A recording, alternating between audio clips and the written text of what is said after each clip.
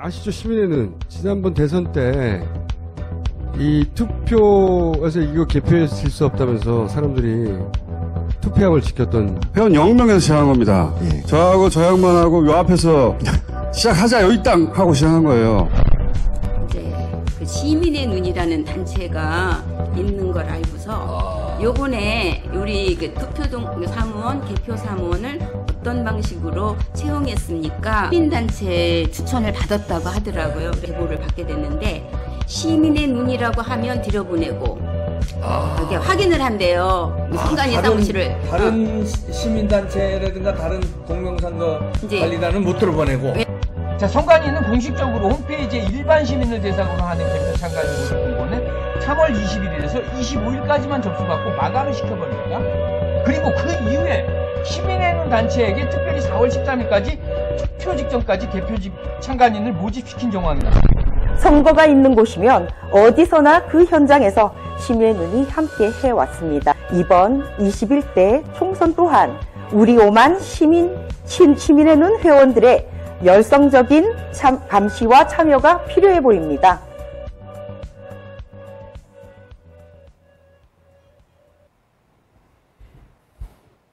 안녕하세요, 민희 의원님. 안녕하세요. 반갑습니다. 저희 VON 사상 처음으로 한 주에 2번 우리 민경욱 의원님을 모셨어요. 그렇군요. 완전히 새로운 역사를 쓰고 있습니다. 감사합니다. 불러주셔서. 지난번에 그 맹주성 교수님께서 인터뷰 하실 때 좀 너무 아쉬워서 1시간이 지났는데도 이제 시작한 것 같았어요. 아이고, 예. 그래서 모신 것도 있고 또 하나는 그리고 돌아가셨는데 그날 엄청난 일이 벌어졌어요. 아마 그 한 사람이 한 평생 먹어야 될 욕을 그날 다 먹는 것 같은데요. 네네, 3개 먹었습니다. 예. 도대체 무슨 욕을 먹을 일을 하셨는지. 글쎄요, 그거는 뭐 이제 오해에서 빚어진 것일 수 있고요. 또 아니면 어떤 의도를 가진 사람이 일부러 곡해를 해서 이제 이용을 하려고 했던 바가 다분한 것 같습니다. 그것도 지금 우리의 적이 지금 부정선거 문제를 다룰 때 우리의 적이 좌익인가요? 아닙니다. 지금 좌파가 저희들 싸움의 이제 대상이 돼야 되는데 그런 것 같지가 않고 지금 우파에서 힘들게 하고 다음에 이 시스템적으로 보면 검찰이나 경찰, 정당 이런 데에서 또 뭐 시민단체들은 우리를 도와주고 계시지만 이 부정선거 문제를 다뤄주셔야 되는데 그렇게 하지 못하고 있습니다. 좌파랑 싸우는 것도 힘겨운데 우파에서 다른 목소리가 나오고 또 지금까지 이제 욕을 먹던 분들이 뭐 요때구나 해서 이렇게 걸고 넘어지는 그런 기다리고 있었던 것 같아요. 기다리고 있었던 듯이 그렇게 하는 행태가 도저히 이해가 되지 않습니다. 근데 이 내용을 말씀을 드려야 되나요? 아니, 그렇죠. 제가 조금씩 설명을 하려고요. 지금 보십시오. 여기 일단 한번 어떤 욕을 먹었는지 핵심만 좀 보겠습니다. 지금 홍지수, 옛날 KBS 같이 계셨죠? 네, 이거는 홍지수. 아니에요. 이 다음 하면 홍지수 씨가, 뭐, 매의 눈을 뜨고, 이렇게 민분하고. 예, 민분하구라고 했네요. 제 피부 때문에 그런 모양인데. 피부 관리 좀 하시지 그러셨어요. 돈이 없었어요. 중학교 때 여드름이 나기 시작했는데 그때는 그 의료보험도 없었고 해서 그 병원을 가고 싶어도 마음대로 가지 못하던 때였습니다. 그래서 그냥 나는 대로 짜고 뭐 이렇게 했는데 그래서 이제 흉터가 남아 있죠. 아무리 그래도 야라고 하시고 민분하고 KBS 후배에 앞서서 홍지수라는 사람은 저의 그 대학교 후배입니다. 연세대학교 후배인데 이게 무슨 근데 이 흥분해서 쓴 건데 거기다 무슨 빌어먹을 인간. 이거는 이제 참기가 힘들고요. 혹시 법적으로 우리가 문제를 삼을 수 있는지 분명한 모욕이죠. 모욕이죠. 그리고 모욕. 이게 그 이제 미국 법 같은 경우는 이렇게 문서나 이런 이제 디지털 같은 경우는 그냥 말로 한 것보다 훨씬 더 그렇죠. 세거든요. 많은 사람들에게 리벨 펄세라고 하죠.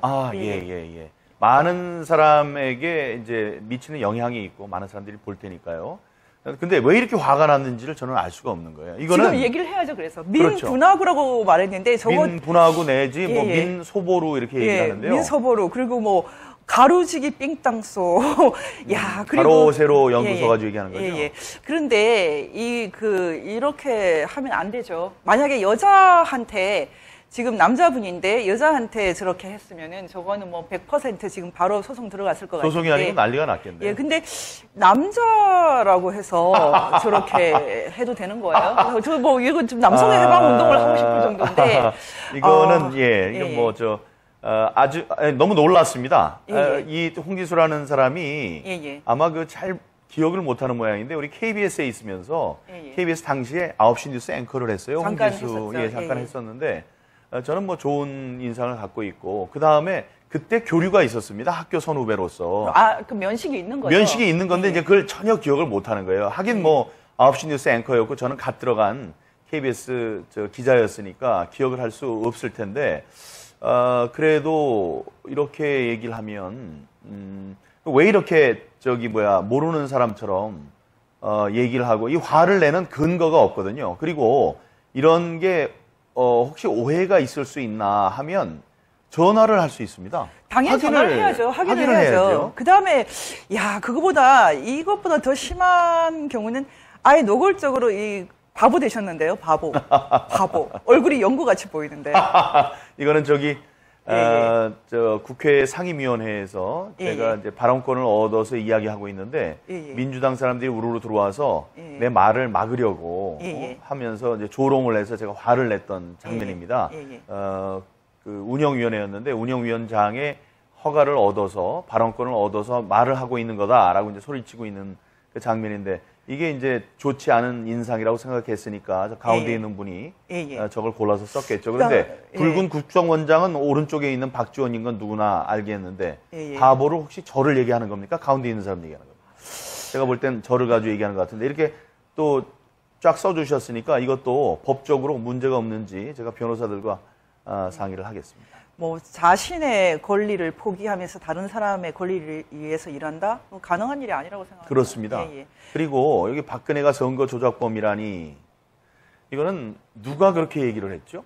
저는 못 들어봤어요. 네네. 그 아까 있었던 이제 포스팅에서 이야기하려고 했던 바는 다시 한번 읽어보면요. 박근혜 대통령이 탄핵이 임박했을 때 시민의 눈이라는 단체가 프로그래머를 대동하고 중앙선관위에 들이닥친다. 그곳에서 투표지 분류기에 이상한 DB 폴더가 들어있고 그 비밀번호가 미루 K로 전국이 동일하게 설정되어 있다는 놀라운 사실을 알아낸다. 이 기술자는 여기 중요합니다. 그게 바로 박 대통령이 다가오는 대선을 조작하기 위한 알박기라며. 그렇죠. 인용입니다. 인용이죠. 이 바보 같은 어떤 좌파의 기술자가 이렇게 얘기를 해요. 밑에 핵폭탄 터진다 선관위 DB 암호는 미루 K라는 이제 유튜브에서 이렇게 얘기를 하는 겁니다. 이 영상의 중요성을 설명하기 위해서 맞습니다. 일종의 인디케이션을 맞습니다. 준 거죠. 알박기라고 말도 안 되는 주장이지만 주장을 하면서 그 자세한 내용이 무엇인지를 언론에 대대적으로 발표하기로 했다고 밝혔다. 그런데 그렇게 보도가 됐나? 그렇지 않았다. 핵폭탄 터졌어요? 안 터졌습니다. 터트리질 않았죠. 왜 안 그거를 가지고 얘기를 한 거예요. 핵폭탄은 왜 안 터졌어요? 왜냐하면 거죠? 자기가 이용하기 위해서. 그렇죠. 그걸 가져가서 이용하기 위해서 했다는 건데요. 이게 이 밑에 있는 핵폭탄 터진다라는 유튜브를 방송한 사람이 바로 좌파 시민의 눈, 이른바 자기네들이 공정선거를 위해서 감시활동을 벌이겠다는 시민의 눈에 소속된 프로그래머입니다. 바로 이 사람이, 시민의 눈. 맞습니다. 그런 그 사람이 자기가 안에 들어가서 봤더니 자기가 들어가서 봤더니 투표지 분류기에 문제가 있더라라는 폭탄 선언을 한 거예요. 좌파가 얘기를 한 겁니다. 그렇죠. 김어준이 계속 얘기를 했잖아요. 김어준이 계속 얘기한 것 말고도 이 사람이 이 프로그램에 문제가 있었습니다라고 얘기를 하는 거. 불과 얼마 되지 않은 3년 전의 얘기죠. 김어준이 얘기를 1, 2년 한 것이 아니고요. 예. 사실은 2017년까지 2017년 4월에 더 플랜이라는 영화까지 만들었어요. 맞습니다. 다 봤죠, 우리도. 투표가 아니라 개표가 결정한다. 그렇죠. 더 플랜. 말하자면 박근혜 대통령이 조작범이라고 엄청나게 열정적으로 얘기했던 사람들 다 어디 갔지? 저는 이 질문을 얘기 좀 들었거든요. 해봐요. 김어준 씨도 얘기하고 아까 얘기했던 기술자는 지금 어디 갔습니까? 그리고 그거를 방송을 통해서 뭐 기자회견을 통해서 온 세상이 알게 하겠다고 했는데 왜 갑자기 조용해졌습니까? 예, 저희가 오늘 방송 제목을 아예 부정선거 핵폭탄 터뜨리겠다고 했던 시민의 눈, 너 어디에 있느냐? 아담 너 어디에 있느냐? 하나님 야, 지금 바로 그 시민의 눈은 조용히 있어요. 너무 조용하거든요. 그래서 좀 시민의 눈 좀 대답 좀 해봐. 이렇게 물었는데 시민의 눈은 대답하지 않고 뭐 홍지수가 대답하고 정규재가 대답하고 네. 기타 많은 사람들이 아우성이에요. 그래서 도대체 어떻게 하면은 이렇게 오해할 수 있을까? 그게 궁금한데 왜 이런 오해가 나왔다고 생각하십니까? 이제 오해할 게 없습니다. 그러니까 저기 밑에 있는 그 유튜브의 썸네일이 핵폭탄 터진다, 선관위 DB 암호는 미르 K. 근데 밑에 또 한 번의 부정선거를 준비한 박근혜예요. 이거를 제가 주장했다고 사람들이 생각하겠습니까? 그러니까요. 생각을 하면 그건 그야말로 바보죠. 이자들이 얘기를 하는 겁니다. 이자들이 얘기하는 건데 이거는 다 말이 안 되는 거지만 거기에 중요한 이 사람들의 언어가 들어있어요. 1. 투표지 분류기에 문제가 있었다. 그걸 발견했다. 자기가 프로그래머인데. 2. 다음날 바로 기자회견을 통해서 발표하겠다. 이 두 가지가 중요한 겁니다. 두 번째 건 왜 중요할까요? 기자회견을 하지 않았기 때문에. 기자회견을 안 한 이유는 뭘까요? 그게 하여간 뭔진 모르지만은 투표지 분류기에 있는 기술, 그 비밀이 자기네들에게 유용했다고 생각하기 때문에 저거를 가져왔습니다. 저것만 가져왔나요? 사람도 딸려갔죠. 누군가요? 조혜주 썼지 않습니까? 핵심 인사는 문재인 선거 캠프로 들어가서 대선을 승리로 상납하고 그 선관위에 있던 직원이에요. 직원을 자기 캠프로 데리고 왔어요. 이것도 이상한데 하면 안 되는 짓인데 여기서 승리를 하게 한 다음에 다시 선관위에 1등으로 보냅니다. 선관위 상임위원. 이게 말이 되는 얘기입니까? 그거를 지적한 겁니다. 지금 한번 잘 보십시오. 지금 이 포스팅을 한번 잘 보시면 미르 플러스 K 이렇게 돼 있어요. 그런데 사실은 비밀번호가 미루 K거든요.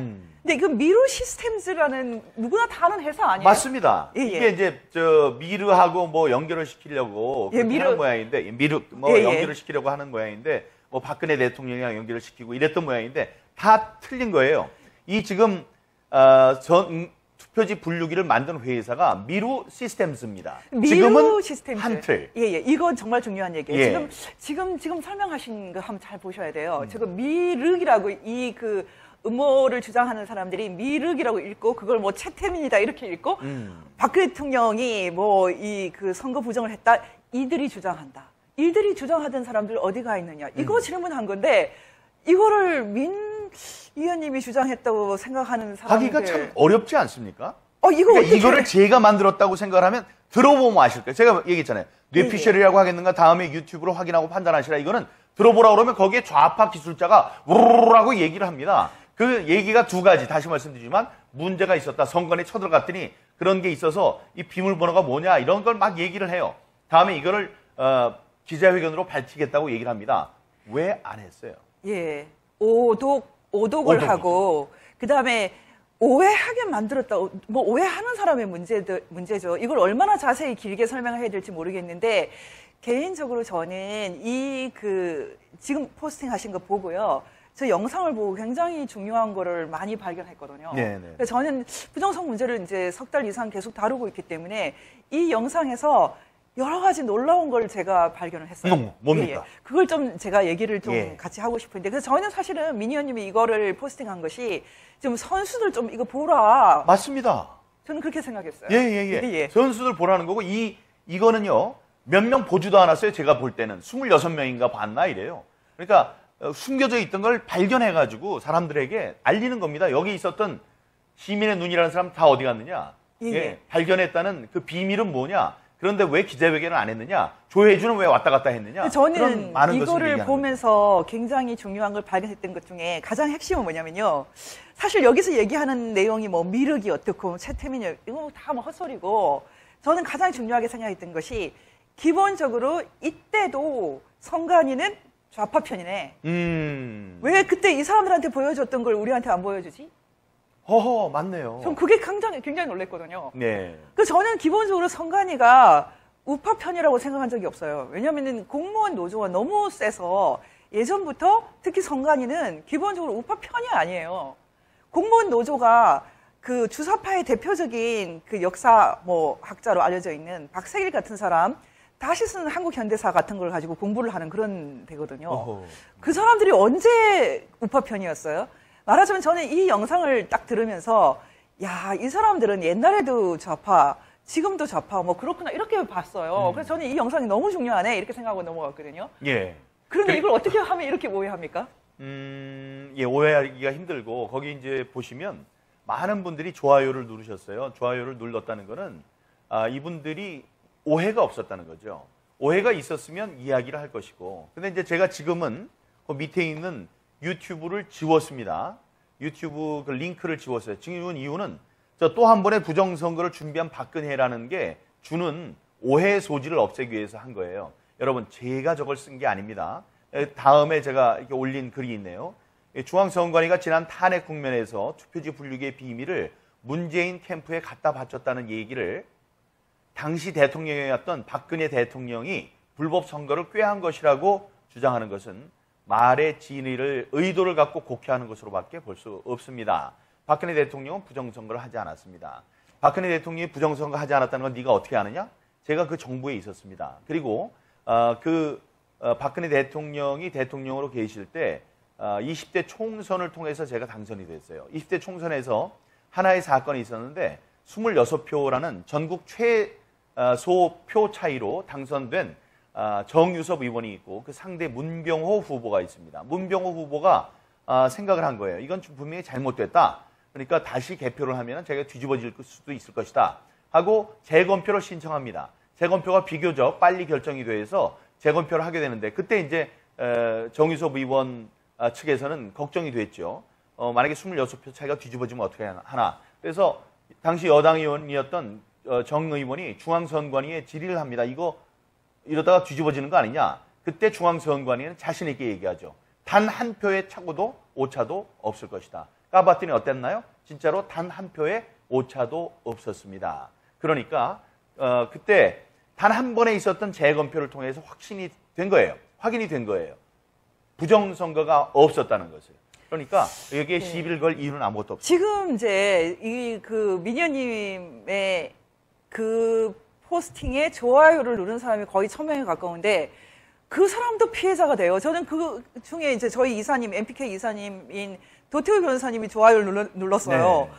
그런데 저거 때문에 뭐 도태우도 사람 아니다 이런 식으로 이제 포스팅이 또 홍지 씨가 올렸거든요. 도대체 어떻게 저는 그 밑에 심지어는 저하고 도 변호사님 불륜이라는 말까지 누가 써놨어요. 말이 안 되는 거고 그렇게 써놓은 사람은 법적으로 책임을 져야 돼요. 저는 이미 이 우파들 세계는 짐승들의 세계가 됐다고 생각을 합니다.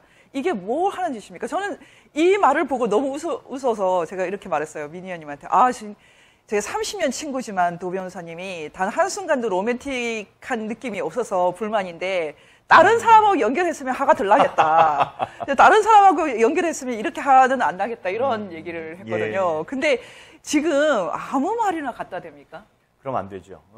그렇게 함부로 얘기할 수 있는 시대가 아닙니다. 그리고 명예와 관련해서 특히 뭐 결혼 생활에 대한 그런 못된 이야기들. 상상할 수 없죠. 인간에 대한 모욕입니다. 외모를 가지고 하는 얘기나 그리고 뭐 불륜이 어떻고 이런 말을 함부로 하는 것이나 이건 정말 죄받을 사람, 자익하고 똑같지 않습니까?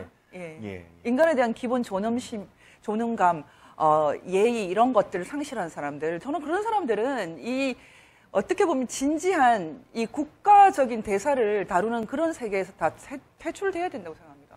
맞습니다. 예, 이제 언어의 품격이 있어야 한다는 것도 이번에 아까 이제 포스팅한 글 같은 걸 보면서 다시 한번 느끼게 됩니다.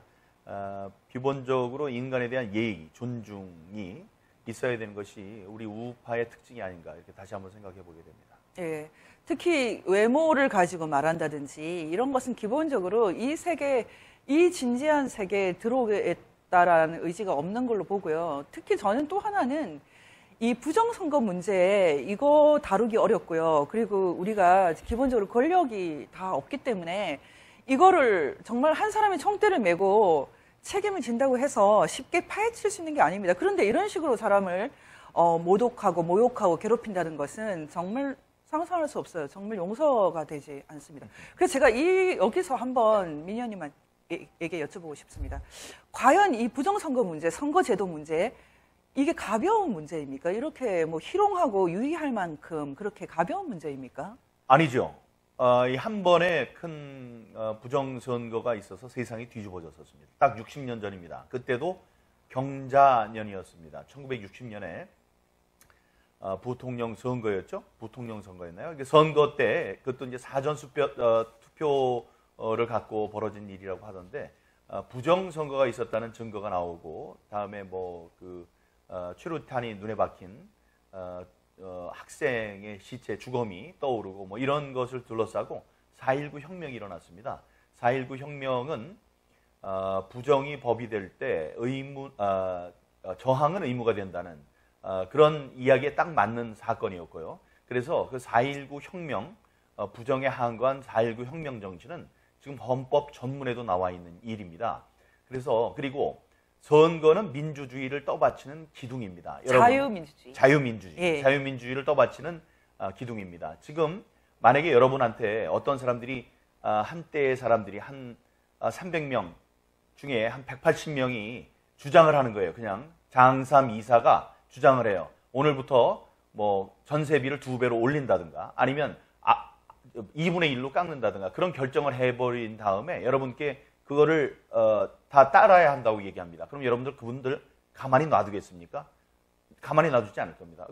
돌팔매질을 하고 가서 주먹찜질을 하더라도 뭐 이런 놈들이 있느냐고 할 거예요. 하지만 지금 국회에서 벌어지는 일들에 대해서 여러분은 그렇게 하지 않습니다. 왜 그럴까요? 그분들이 선거라는 관문을 통과한 우리들이 모두 약속한 페어한 방법으로 선거에서 당선된 사람이라는 믿음 때문입니다. 믿음 때문이에요. 그런데 만약에 그 사람들이 옳지 않은 방법으로 국회의원이 됐다. 이 선거가 우리가 한 대로 되지 않았다. 그게 사실일 경우엔 여러분 참을 수 있겠습니까? 참을 수 없습니다. 그래서 제가 어저께 포스팅을 올렸어요. 이번 4.15 부정사건은 조금 아까 올렸거든요. 부정선거는 시대의 국회의원 채용 비리다.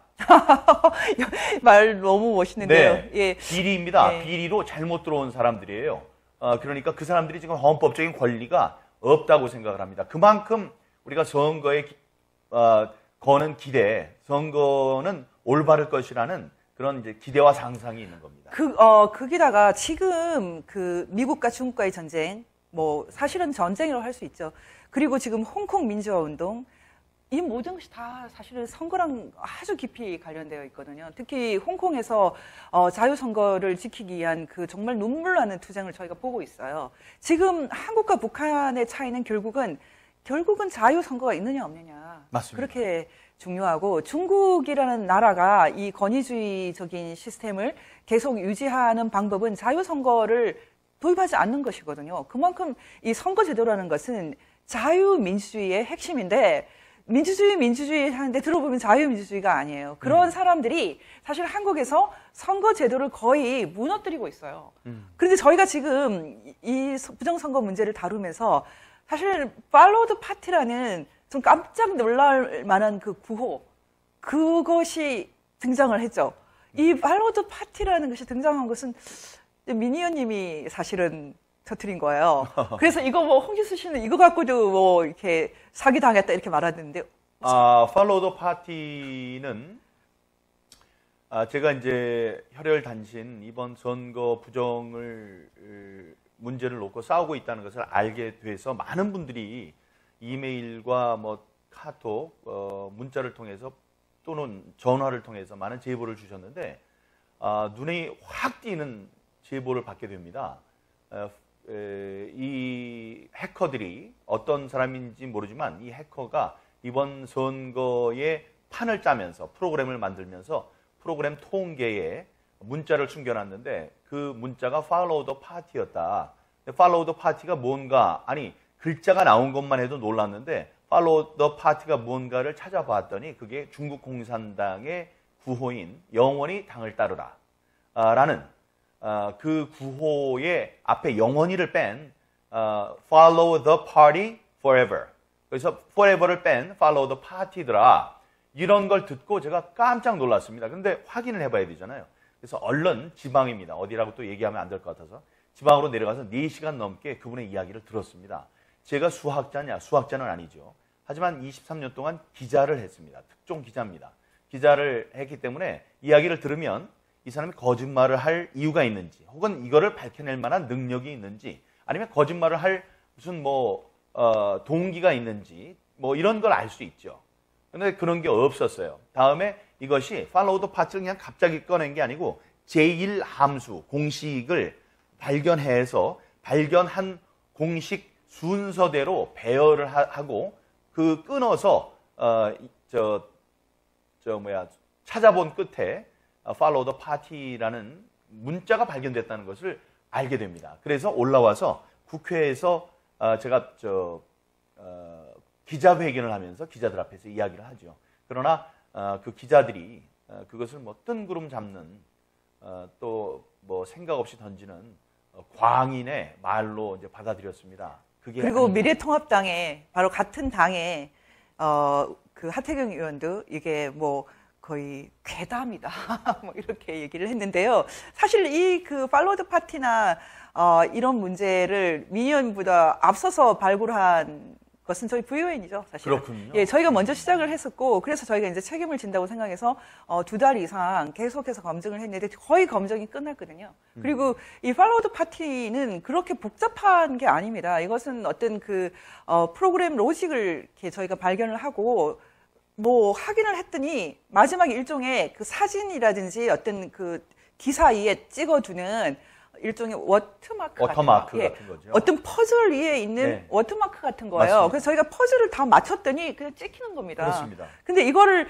상당히 정확하게 이렇게 뒷받침해서 설명해 주신 분이 또 프로그래머가 나타나셨거든요. 그렇죠. 그래서 저는 허 선생님, 허 박사님. 후 박사라고 말하죠. 후. 사실은 그 후는 이분의 이제 성함의 마지막 글자인데, 사실은 이분도 원래 실명으로 하겠다고 하는데, 지금은 제가 아직은 실명으로 발표하지 않도록 권하고 있습니다. 왜냐하면 요즘은 메신저를 너무 이상하게 공격을 해요. 그러게요. 예. 메시지가 무서우면 메신저를 공격합니다. 제가 그렇게 당했었죠. 대변인 할 때 말을 옳은 얘기를 하니까 막말꾼, 막말러라고 얘기를 했었는데 똑같이 당할 수 있으니까 좀 신경 쓰는 게 좋을 것 같아요. 근데 지금 요즘은 좌익들이 괴롭히는 게 아니고요. 우파들이 괴롭혀요. 우파들 어떻게 하다가 이렇게 된지 모르겠는데, 근데 지금 팔로드 파티라는 것은 사실은 완전히 입증되려면 재검을 해야 되지만 이 팔로드 파티가 완전히 저에게 주는 충격은 중국 때문이죠. 맞습니다. 팔로드 파티 아까 말씀드렸다시피 중국과 관계가 있다는 거죠. 중국 사람이 아니면 팔로우 파티를 집어넣겠습니까? 대한민국 만세 이런 걸 집어넣겠죠. 아니면 자기 딸 이름이라든가 이런 걸 집어넣을 수 있어요. 그런데 팔로우 파티는 여기 텐센트에서도 나오지만 여기는 팔로우 아워 파티라고 나와요.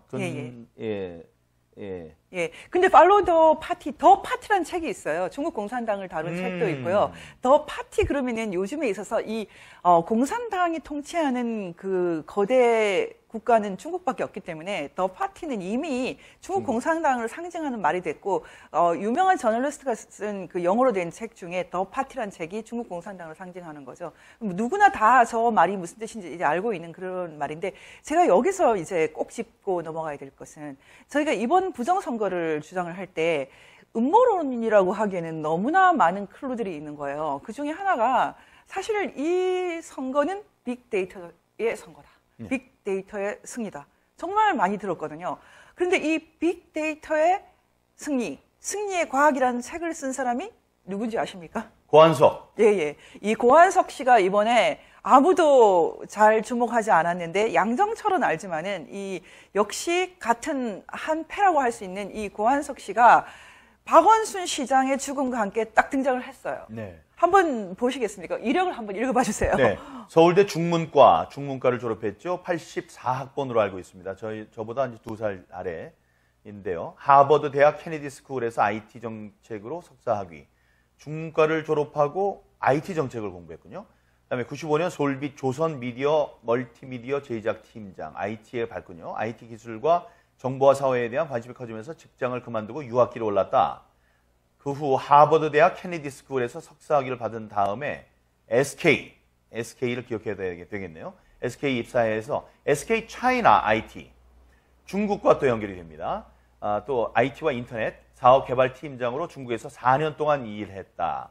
이때 외국인으로는 최초로 중국 동창회 커뮤니티 포털인 viafriend.com을 오픈해서 가입자를 1,000만 명까지 늘리기도 했다. 대단합니다. 이후 삼성 네트워크스의 글로벌 삼성에도 근무했네요. 글로벌 사업 추진팀장으로 5개 해외 사무소를 총괄하는 일을 하던 중 젊은 시절 가졌던 꿈인 사회 변화, 이게 의미심장합니다. 사회 변화에 기여하는 삶을 살고자 당시 열린우리당 정책연구원의 정책기획연구원으로 들어갔다. 이게 민주연구원의 전신 같습니다. 그 후 당의 정세분석국장으로 여론조사 데이터를 빅데이터 나오네요. 관리했다. 정책 분야에 대한 관심을 구체화하고 싶어 주식회사 사회디자인연구소를 만들어 초대 소장을 맡아 활동하기도 했다. 현재는 IT에 기반을 둔 사회혁신과 데이터 마이닝에 관심을 갖고 집필 활동과 강연을 하고 있다고 하는데 중요한 게 빠진 게 있습니다. 이 사람이 박원순 선거 직전에 박원순 서울시장의 그렇죠.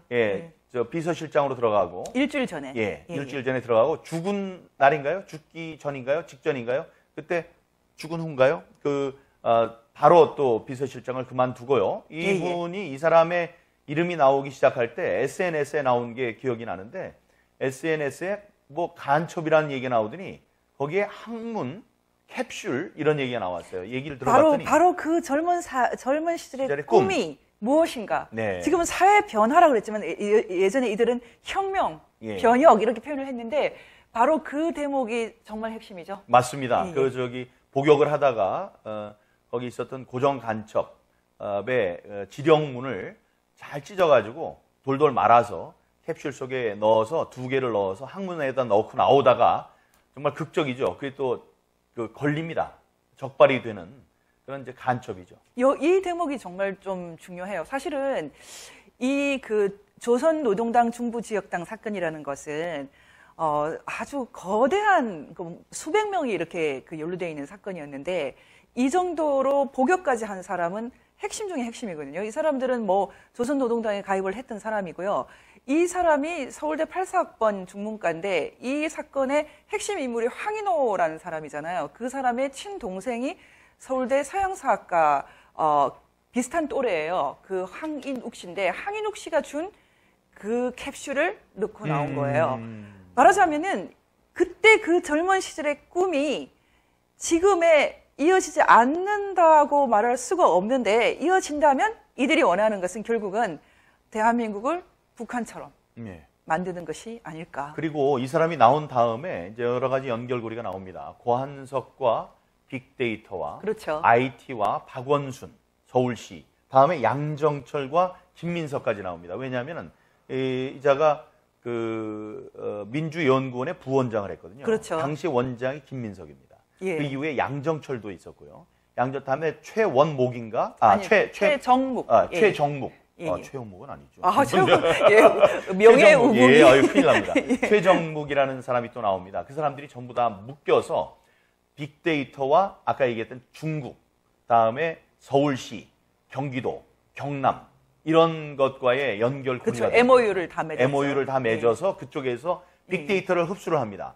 근데 빅데이터를 가지고 그거를 여기서 가공을 하면은 법상 무문제가 된다는 걸 알아요. 그래서 양정철이 그걸 갖고 어디로 가느냐? 중국을 갑니다. 중국 가서 텐센트 또 중국 공산당을 또 들어가게 되죠. 가서 사람들과 만나고 MOU 맺고 뭐 이런 일이 있은 다음에 얼마 후에 그쪽에서 우리들이 생각할 때는 가공된 메시지를 갖고 옵니다. 가공된 빅데이터를 가지고 와요. 온 게 다 일정상 나오니까요. 이것이 우연이라고 하기에는 너무나 복잡한데요. 그렇죠. 여기서 좀 저희가 꼭 봐야 될 것이 지금 이 고한석 씨도 중국통이지만 참 신기하게도 이번에 그 분류표를 만든 회사가 한틀 시스템이거든요. 네. 근데 한틀 시스템이 또 이 텐센트 중국 인민군 중국 일종의 이제 군대죠. 인민군대랑 연결되어 있는 이 텐센트라는 회사랑 지금 이번에 개표기를 만들었던 이 한틀 시스템이 묘하게 또 연결이 돼 있어요. 네.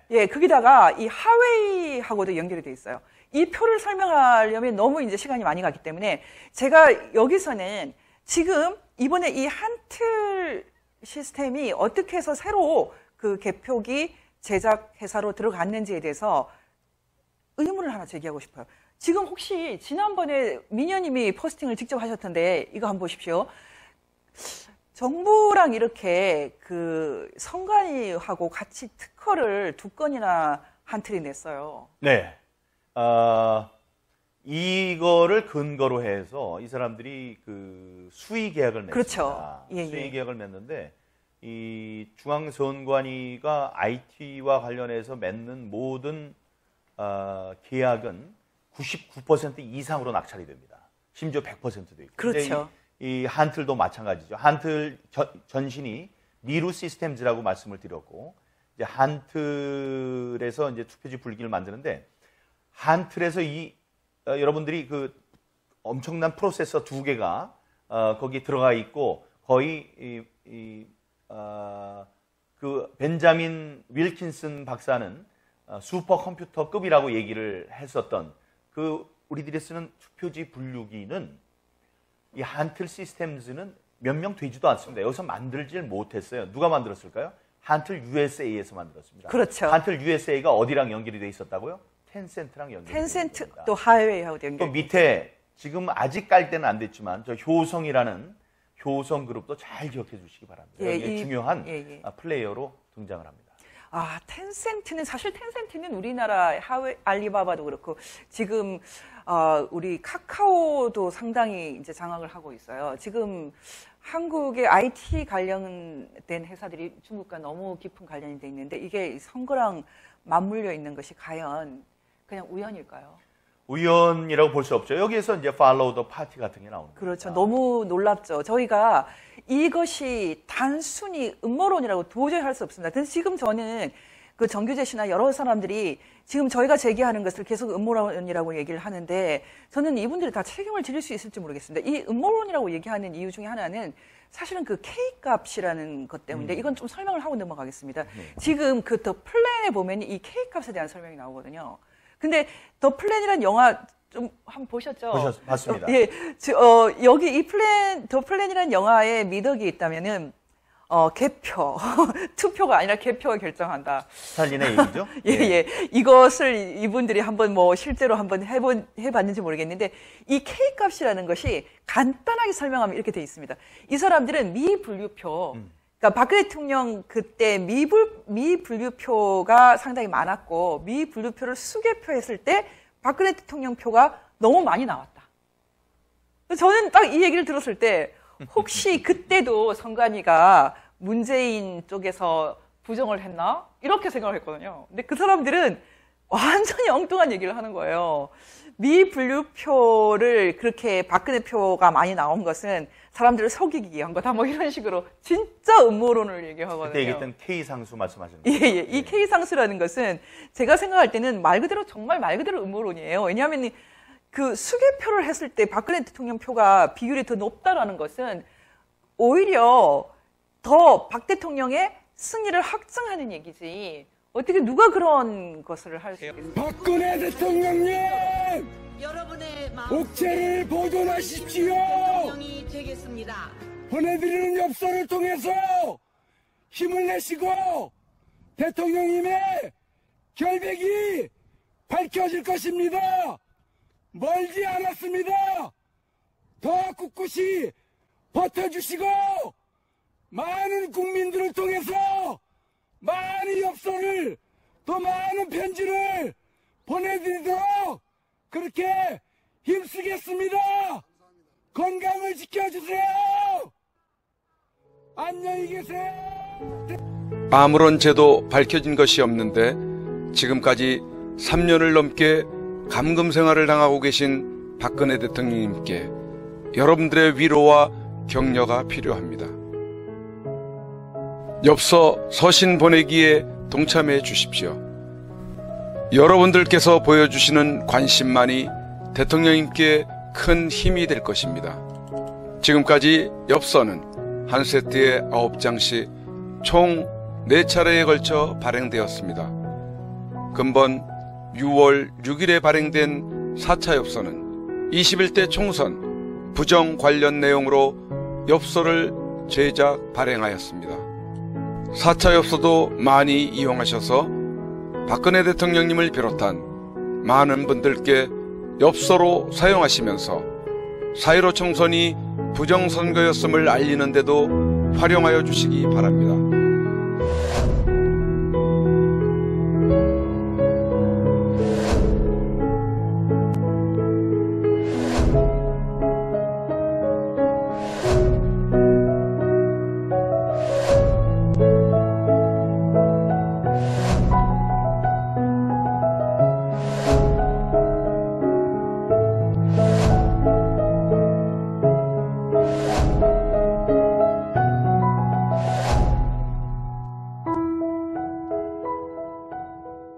주문 방법에 대해 안내해 드리겠습니다. 엽서 구입은 선구자 방송으로 해 주시면 되겠습니다. 한 세트 총 9종으로 1만원에 보급을 하며 우편 택배 발송비와 선구자 방송 후원이 포함되어 있음을 이해하시고 구매를 해 주시면 감사하겠습니다. 구입 방법으로는 엽서 대금 입금 후 선구자 방송 핸드폰 010-2507-4861에 문자로 1차, 2차, 3차, 4차 엽서인지를 구분하여 표기해 주시고 주문자 성함과 주소와 연락처와 구입하고자 하는 세트 수량을 표기해 문자로 보내주십시오.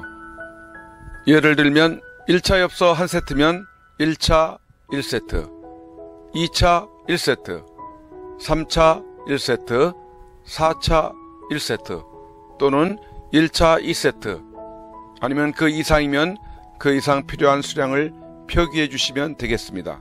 미국, 일본, 기타 외국에서 주문 시에도 문자로 외국의 연락처, 받으실 분 성함, 주소, 수량을 알려주시면 되겠습니다.